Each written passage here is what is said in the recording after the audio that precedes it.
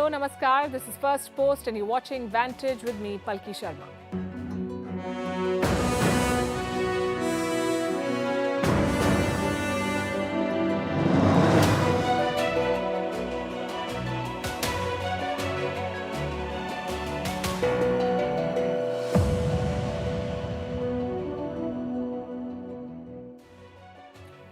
Let me start by saying thank you for your encouraging feedback and your overwhelming response. It motivates us to do better every day.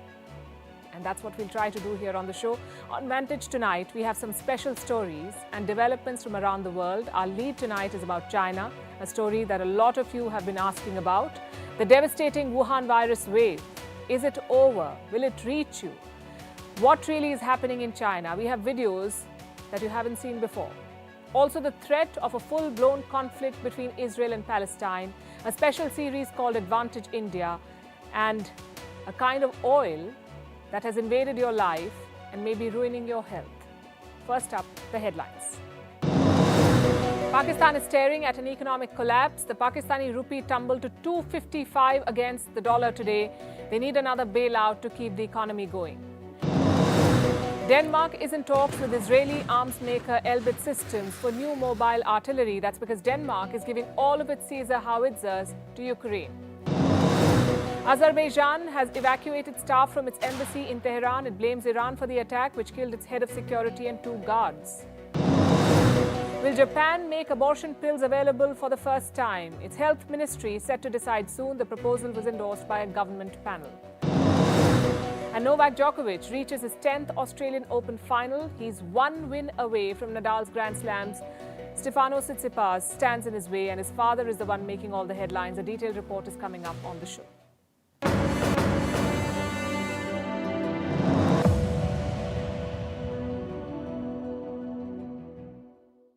China's zero-COVID policy is long over, but COVID isn't. After the crisis in the cities, the virus is spreading to rural China. They're running out of coffins. The Chinese are celebrating the Lunar New Year in hazmat suits.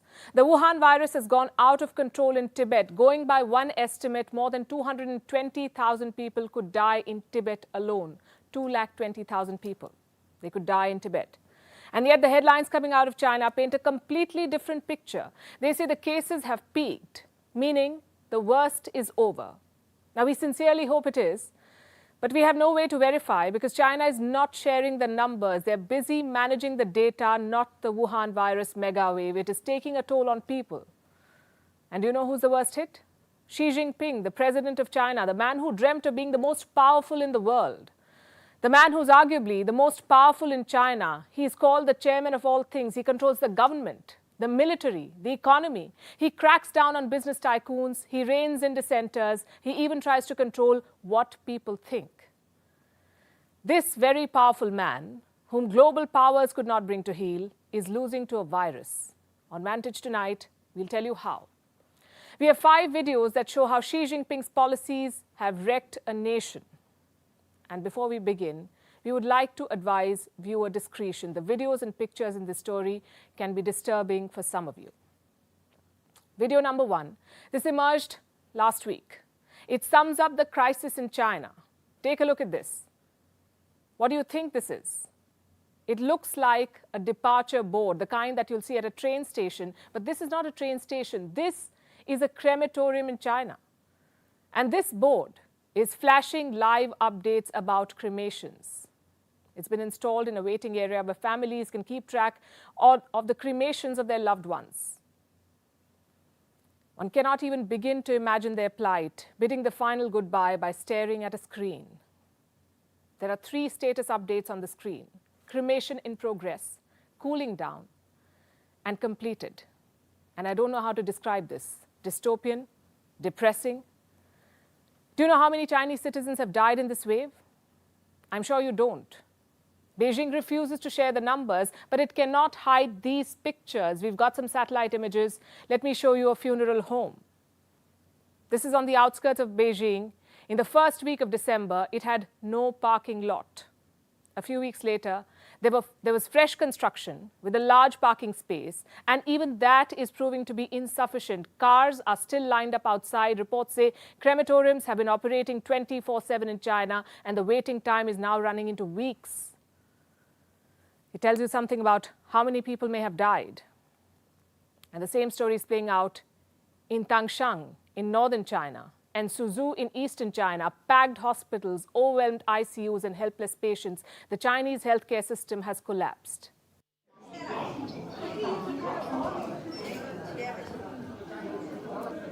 Video number 2, and this one is from Shanghai. Earlier this month, the hospitals there in Shanghai ran out of beds. They had to treat patients in hallways and outside emergency.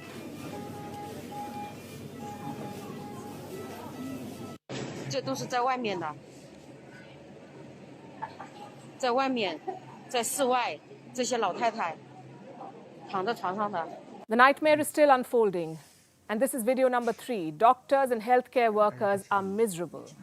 They're sick themselves, but they cannot take a break. A doctor in Zhejiang broke down on duty. 那你不行，你还是要跟院里领导说一下，你要弄个人差不多的。谢谢。充血，然后这边1楼打药。你可以先药打了，然后先去血抽掉，然后边挂边走。There are many pictures and videos like these. Even the Chinese censors, the great firewall of China, cannot block them. The Wuhan virus has caused so much misery. It is now threatening Xi Jinping's grip on power. The Communist Party is facing a serious challenge from within. Video number 4. Workers in China are revolting. Take a look.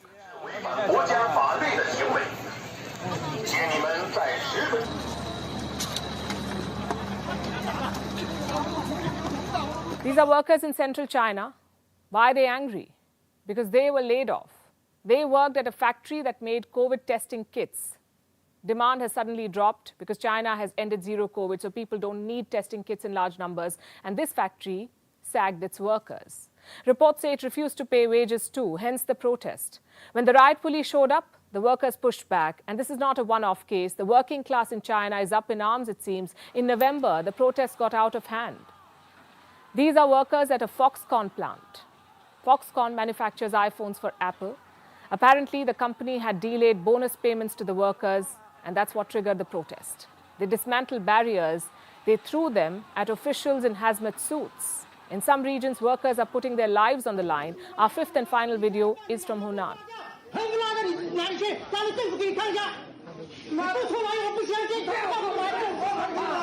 Some workers who did not get their wages climbed to the top of a building and threatened suicide.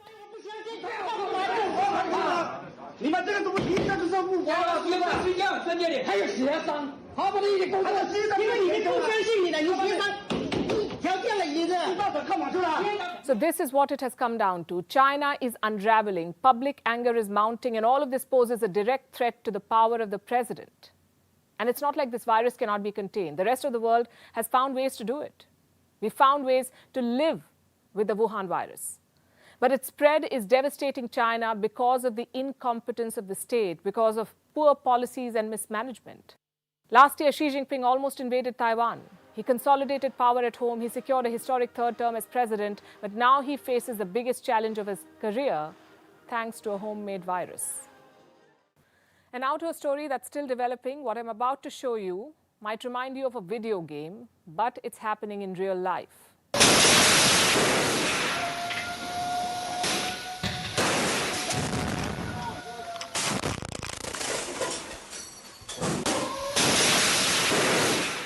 Looks like a Hollywood movie, doesn't it? Except this is not a movie. This is a real military operation. Israeli Defense Forces conducted a raid in West Bank, one of the deadliest raids in over 2 decades. It triggered a response from Hamas. It's a Palestinian militant group, Hamas. The Israelis call them terrorists. So Hamas hit back, and both sides have launched missiles at each other since. This is raising the fear of a fresh conflict in West Asia. The latest round started in Jenin, a Palestinian city in northern West Bank. The Israeli forces carried out a raid. At least 9 Palestinians were killed, among them an elderly woman. Why did Israel launch this operation? They say they were going after terrorists. It happened in a refugee camp. The Israeli forces entered a building and detonated 2 explosives. The raid left a trail of destruction, not to mention widespread public anger in the West Bank. People chanted slogans to express solidarity with Jenin.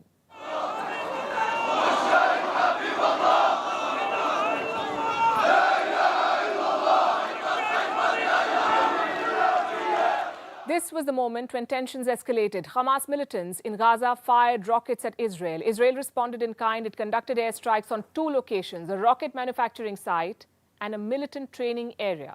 Meanwhile, Palestinian leaders have snapped security ties with Israel. President Mahmoud Abbas calls on all Palestinian forces to an emergency meeting to agree on a comprehensive national vision and unity to confront the Israeli aggression. The region of Palestine is divided into 2 parts, the West Bank and Gaza. It is administered by what is called the Palestinian Authority.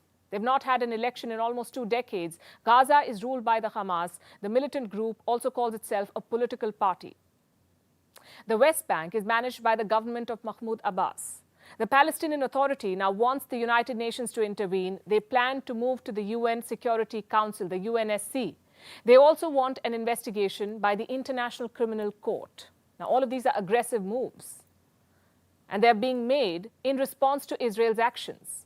Israeli forces are stepping up raids across the West Bank. I have some numbers, in fact. More than 170 Palestinians were killed in 2022. They died across the West Bank and East Jerusalem.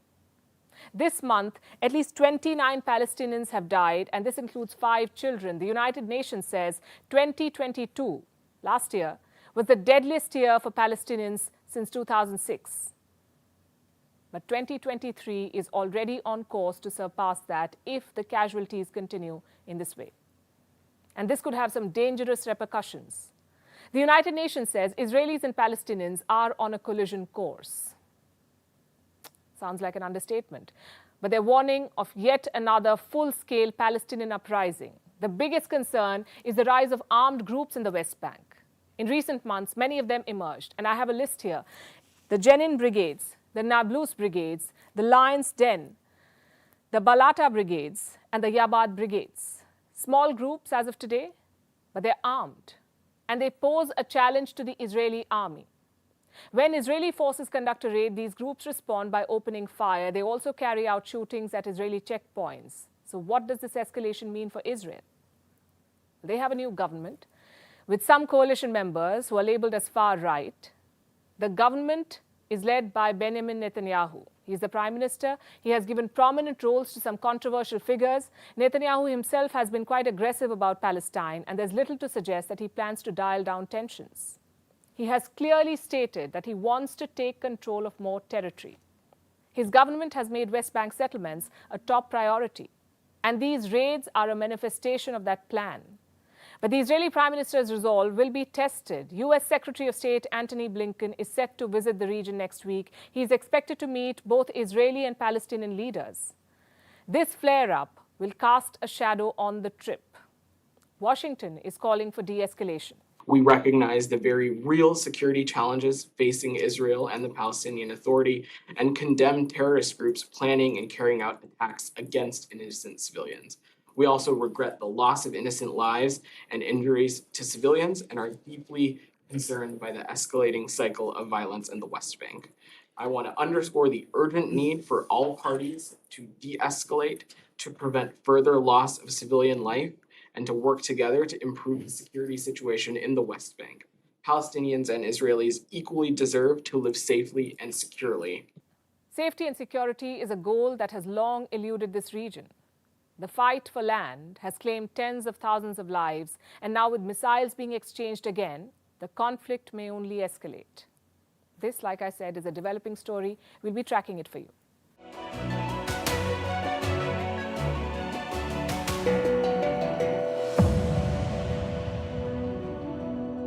We're calling this show Vantage, and we plan to highlight not just the issues that need to be fixed, but also those that are working to our advantage. We're bringing you a series of reports called Advantage India. And this is the first one. 2023 will be India's year. I'm not making a sweeping statement, I'm stating what is obvious. This year, 2023, New Delhi will be the capital of global diplomacy. for three key reasons, among others. Number one, India's G20 presidency. Number two, the SCO presidency. And three, India playing the role of a potential mediator in the Ukraine war. Let's tell you about India's growing role in global affairs, starting with the G20. This is the year of India's G20 presidency. G20, as you know, is the group of 20, G20. These are the top 20 economies of the world.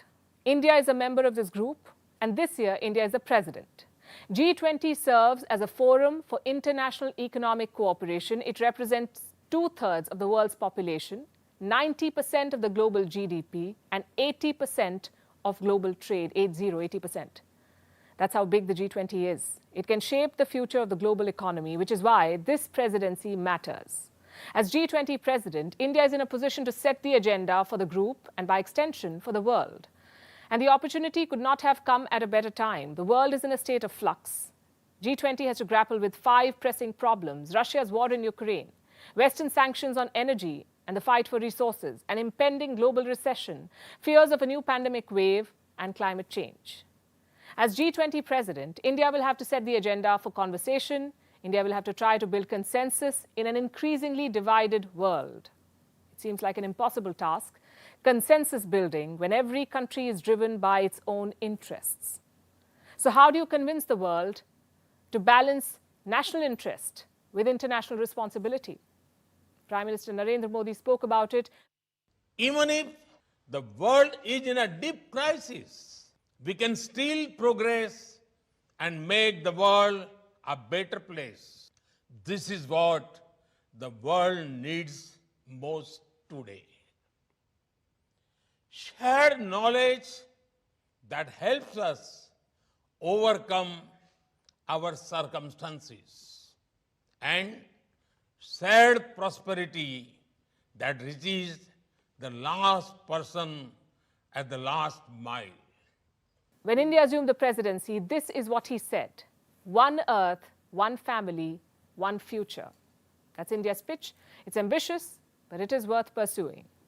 Which issues will India bring to the center stage? In a statement last year, Prime Minister Modi outlined his priorities, and we have that list: climate change, terrorism, pandemic prevention, global supply chains for food, fertilizers, and medical products.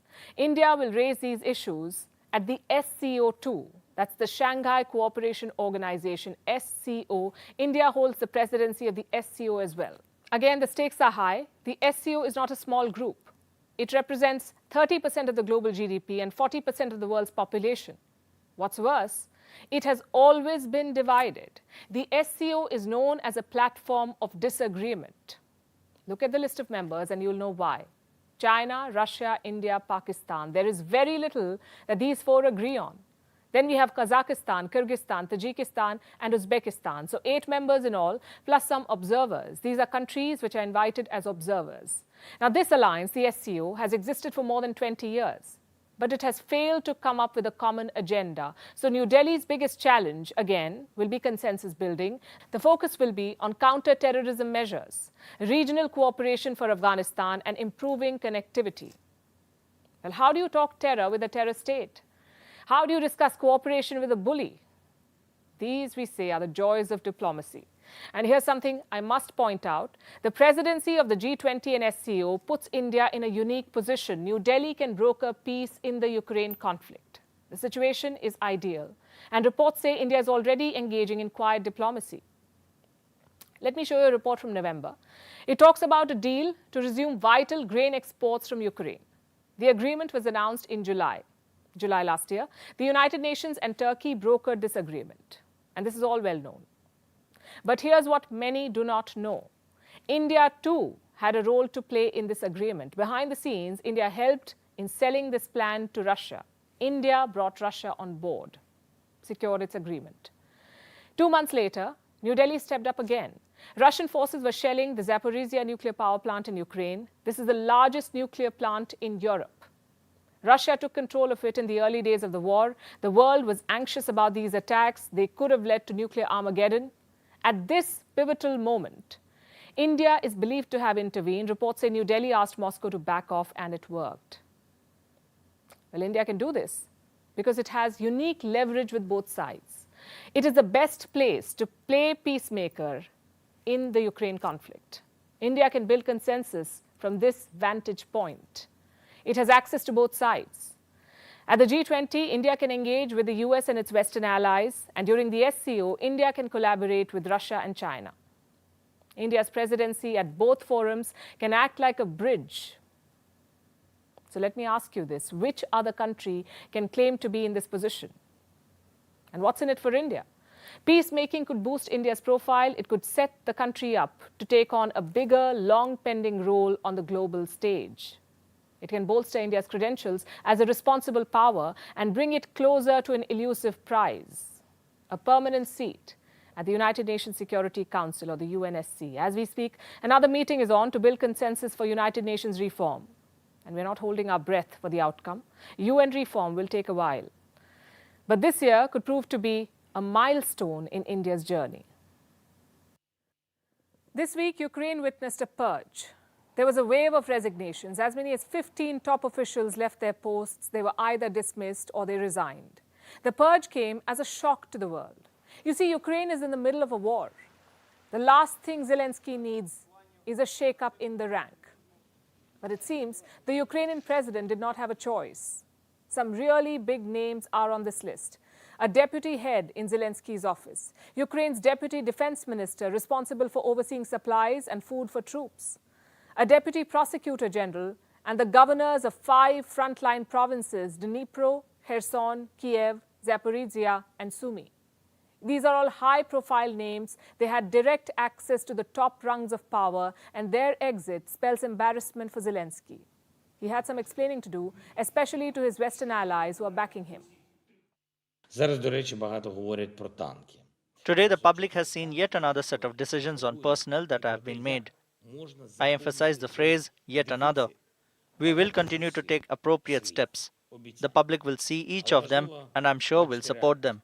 Any internal issues that hinder the state are being removed and will continue to be removed. It is fair, it is necessary for our defense, and it helps our reapproachment with the European institutions. We need a strong state, and Ukraine will be just that. Потрібно завершувати рішеннями. Zelensky is clearly trying to play down the revelations. He says the system is being cleaned up. But the question is, why now? Why did he not do this cleanup earlier? After all, these corruption allegations and charges have been around for a while. They were not uncovered by some government watchdog. They were brought to light by Ukrainian journalists and anti-corruption campaigners. Take the case of this man, Tymoshenko. He worked in Zelensky's office. Last year, he was seen driving around in an expensive SUV. 2 months later, another report came out. Also more embarrassing pictures. This is Tymoshenko driving around in a Porsche Taycan. It's a $100,000 car, 100,000 US dollars. This is a man who worked in the president's office. He got a government salary and was living a life of luxury at a time when Russian forces were bombing his country. Why did Zelensky not act earlier? It's not clear, but now his allies are asking for accountability. We're actively engaged with the government of Ukraine to ensure accountability. There are challenges associated with the current environment in which our Ukrainian partners are in the midst of a brutal attack by the Russian Federation. But we take this commitment seriously nonetheless, and we're still able to take steps to ensure that accountability. There are challenges. That's a rare confession from the US. Washington should look at these claims more closely. Let me show you another report. It's about food supplies for Ukrainian soldiers. Turns out the Defense Ministry is buying them at an inflated price. This came out this week. It compared the procurement cost with food prices in grocery stores. Do you know how much more Kiev is paying? At least 2 to 3 times more. Again, where is the accountability? When Ukraine was invaded, the world rushed all kinds of assistance to them: lethal weapons, ammunition, wartime supplies, humanitarian aid, even financial aid. At least 40 countries, 40, stepped up to help. How much has Ukraine received so far? It's difficult to come up with a number, considering the sheer scale of this effort, but here's an estimate: $100 billion. That's how much the world has poured into Ukraine in less than a year, $100 billion. Now they want to know, where is this money going? And it's worth considering the past. Ukraine has struggled to root out high-level corruption.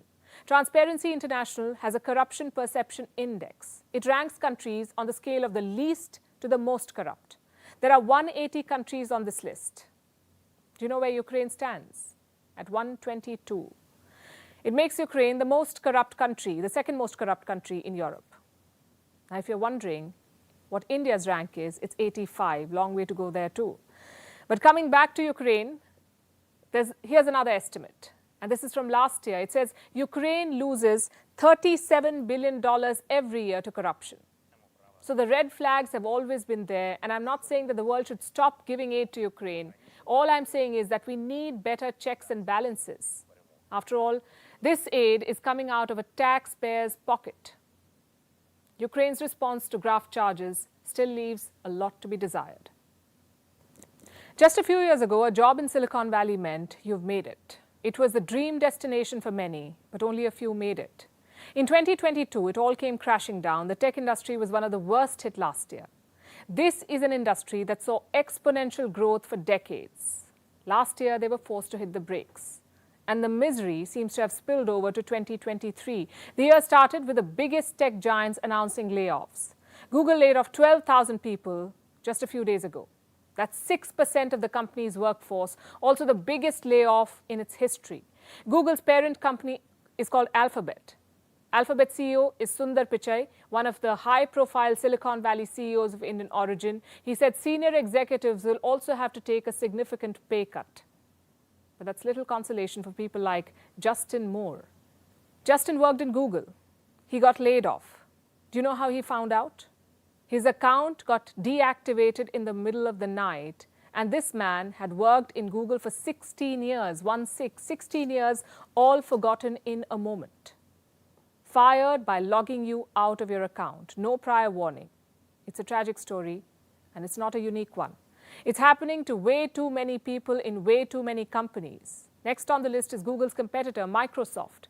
It is set to fire 10,000 people by the end of March 2023. Microsoft, too, is led by an Indian origin CEO. His name is Satya Nadella. His company has more than 220,000 employees, 220,000, and these layoffs will affect around 5% of its workforce.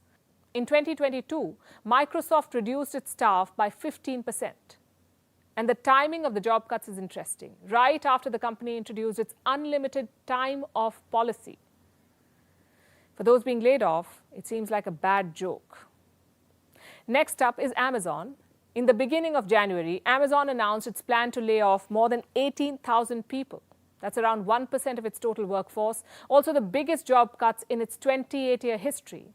Amazon has been trimming its workforce since November last year. Same with Meta, the parent company of Facebook. In November 2022, Facebook let go of 11,000 employees, mostly from Instagram, Facebook, and WhatsApp. This cut down the workforce by around 13%. Meta has also put a freeze on hiring till March this year. And remember, behind these staggering figures are faces. This is Himanshu. He was hired by Meta. He moved to Canada for the job. 2 days after he landed there, he found that he had no job. He'd been laid off. Now, these are the 5 biggest tech companies in the world. 4 out of these 5 are laying off people. Apple is the only exception so far. It has somehow managed to avoid brutal job cuts. And here's more sobering data. Close to 3,000 tech employees are being laid off every day this month. This is the average for the month of January, 3,000 per day. Big tech is having a midlife crisis, but the bloodbath is not limited to it. Recently, social media platform ShareChat laid off 20% of its workforce. Software giant IBM says it will cut 3,900 jobs. German enterprise software giant SAP says it plans to cut about 3,000 jobs. Chemical company Dow is going to fire 2,000 employees. 2 months back, HP Inc. announced 6,000 job cuts by 2025. 3M, the maker of Post-it notes and Scotch tape, plans to cut around 2,500 jobs. Spotify will lay off 6% of its workforce. And this is just a part of a very long list. If the last 2 years were about quiet quitting, doing the bare minimum at your job, this one seems to be a year of loud firings, mass layoffs all around. So if you still have a job to go back to on Monday, count yourself amongst the lucky. Our next story is about Novak Djokovic. He's playing to win his 10th Australian Open, his 22nd Grand Slam title. If he wins, he'll be tied with Nadal at the very top.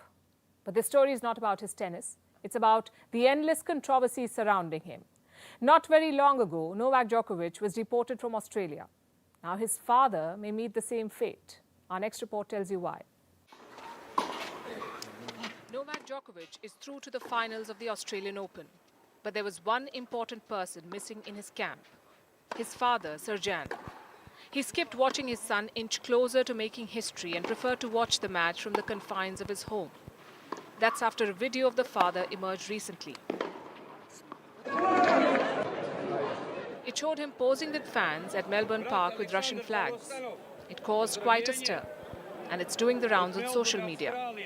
It shows a fan holding a Russian flag with Vladimir Putin's image on it. Photos also showed a fan with a large Z written on his shirt. All of this is controversial. The letter Z has made headlines in the Ukraine war. Russian forces have been using it on their vehicles. Those who support Russia's actions have also been sporting it. And Serjan Djokovic was seen posing with these Russian fans. When he realized it could spell trouble, he issued a statement. He said, and I quote, "I'm here to support my son only. I had no intention of causing such headlines or disruption." His superstar son refused to get dragged into the controversy. Novak Djokovic declined to comment. That was not a luxury that the Australian Prime Minister had. He was asked about the controversy, and he reiterated Australia's support for Ukraine. I'll make this point, that Australia stands with the people of Ukraine. That's Australia's position. And Australia is unequivocal in our support for the rule of international law, and we don't want to see any support given to the Russian invasion of Ukraine. Will the father of Novak Djokovic be deported from Australia? Prime Minister Albanese did not answer that. The fans seen here have been questioned. Police say they were carrying inappropriate flags and symbols. The incident took place at the Australian Open. It was after the quarter-final match between Djokovic and Russia's Andrei Rublev. You see, Russian and Belarusian athletes are allowed to compete in this tournament, but they must play as individual athletes. They cannot play with any national affiliation. So their flags are banned from the tournament grounds. And if the senior Djokovic seems to be making the headlines for the wrong reasons in 2023, in 2022, it was his son Novak.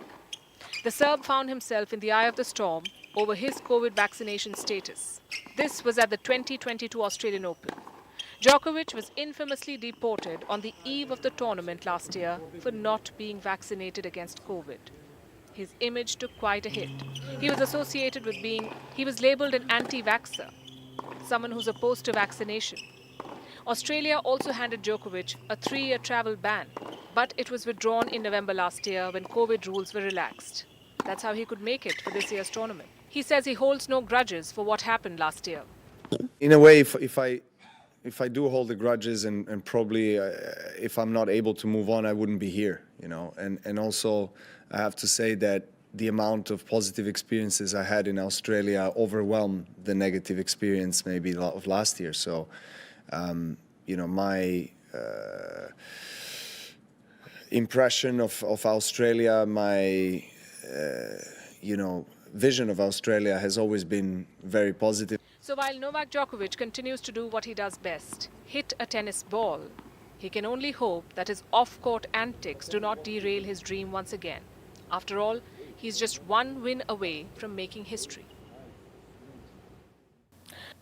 Tonight, I want to talk about palm oil. May sound random, but it's very important. Palm oil is everywhere, in your food, in soap, in cosmetics, in snacks, sometimes even in chocolates. It has been labeled a miracle ingredient. Palm oil makes our soap more bubbly, our chips more crispy. It can give our candles their flame and make our lipstick smoother. Like I said, palm oil is everywhere. In India, it is also on every street corner. Your favorite snacks, from fried chips to burgers to samosas and everything in between, has most likely been made with palm oil. Did you know that India is the largest importer of palm oil? And this story is not an endorsement of the oil, it is a warning against it. Listen to this carefully. Experts believe palm oil can promote heart disease, and it has been linked to cancer. It's found in practically everything you eat outside, which is why home food is health food and eating out too much is said to be bad for health. And palm oil has a big role to play in that.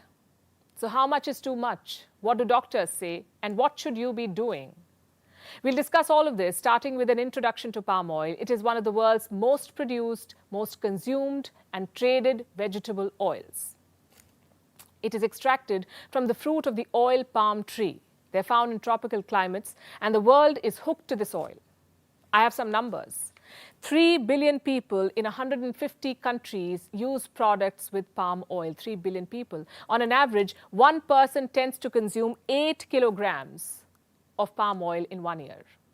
8 kilograms per person per year. That's the global average. And most of us don't even realize how and how much we are consuming it. Going by one claim, there are more than 200 common items that have palm oil, and these can be snacks like chips or home or personal care items like soaps and cosmetics. So how did the world end up using so much palm oil? How did it end up in almost every product that we use? 2 reasons: low cost and high volumes. The oil palm, the tree that gives us this oil, is highly productive, so supply is abundant. The other thing is that it's 50% saturated fat, which is a much higher rate of saturation than most oils, which makes it really useful to the food industry because it helps keep products shelf stable. And it also imparts the mouthfeel that food producers like, that consumers like. And then the last thing I would say is that it's so cheap. That's partly why it's so abundant, and it's so much cheaper than most other oils. So companies are obviously eager to use it. And that's also now that palm kernel oil is also being used in India a lot as a replacement for natural creams. So that high saturated, I mean, the fact that both of these oils are solid at room temperature, sort of suggests if you're getting that sort of solid stuff into your arteries, that's probably not going to be a good thing if you're getting a whole lot of it. India is one of the world's biggest consumers. In 2021, India used over 9 million metric tons of palm oil. In 2018, consumption shot up by a whopping 230% in India. 70% of the vegetable oil used in India is imported. Almost 60% of this is palm oil. So one way or the other, we are all consuming it.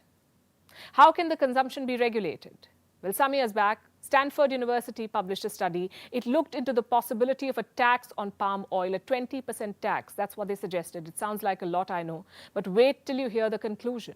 Researchers found that a 20% tax could save more than 350,000 lives, 350,000 lives, 350,000 people will have a reduced risk of heart attacks and stroke. Because palm oil can spell trouble for your heart.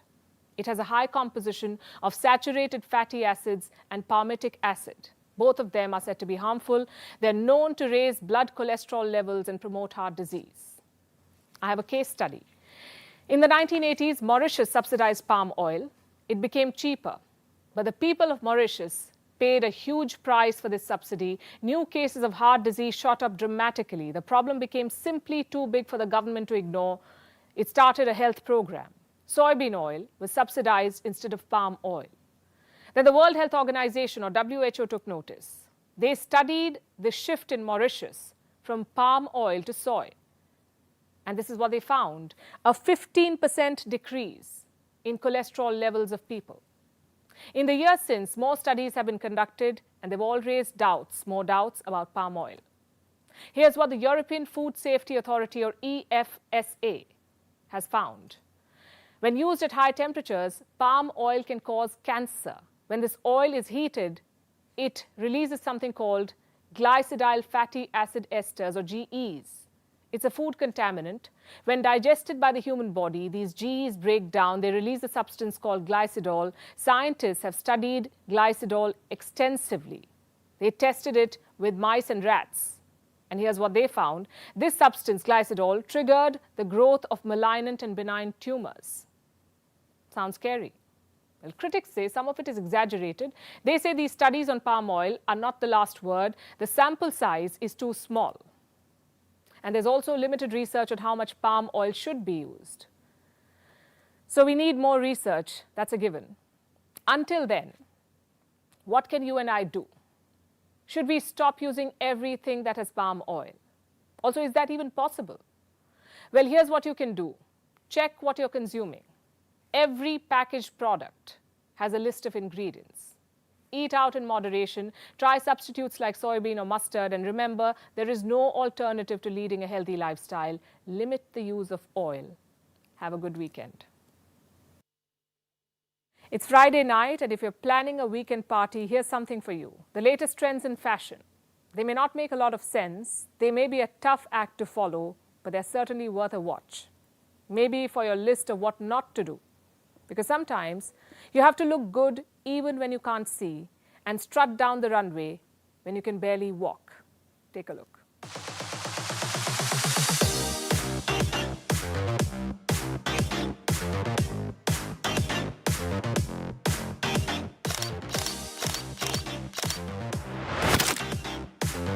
Can you guess who she is? Well, if you're as confused as we are, this is singer Doja Cat. She made a grand entry at the Paris Fashion Week, completely red from head to toe. Do you know what she's wearing? More than 30,000 blood red Swarovski crystals. How did they stick?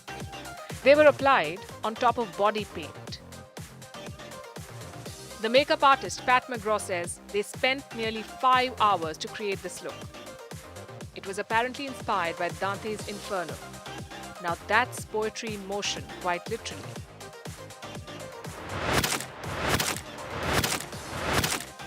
The reactions, though, have been mixed, and understandably.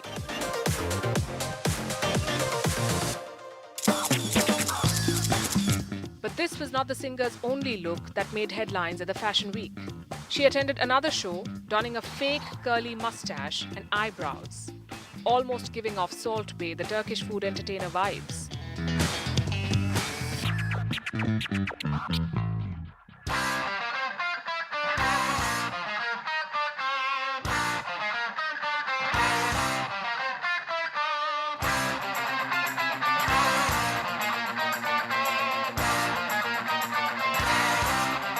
From who is this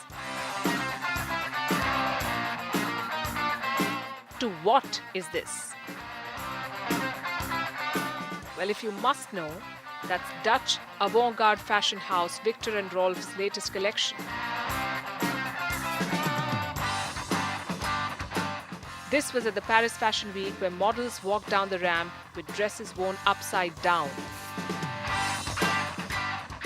Gowns worn horizontally, and in some cases, clothes not even worn but attached to the body. They're calling these multi-tiered dresses, whatever that means. Clothes turned in every direction possible. Talk about fashion turning on its head. The show had a lot of whimsy, with seemingly gravity-defying dresses remaining in place. Something which is on brand for Victor and Rolf. They're known for their innovation in the fashion world.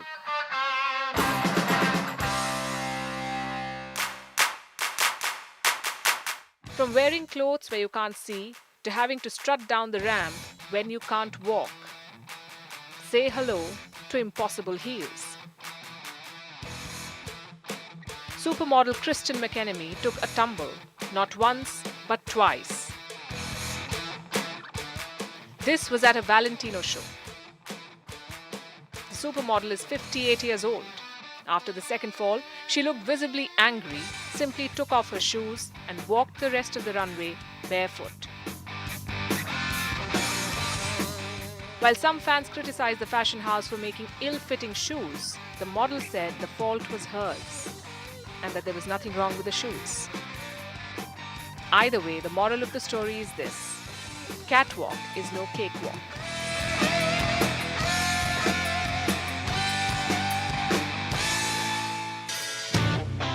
Sometimes fashion defies gravity.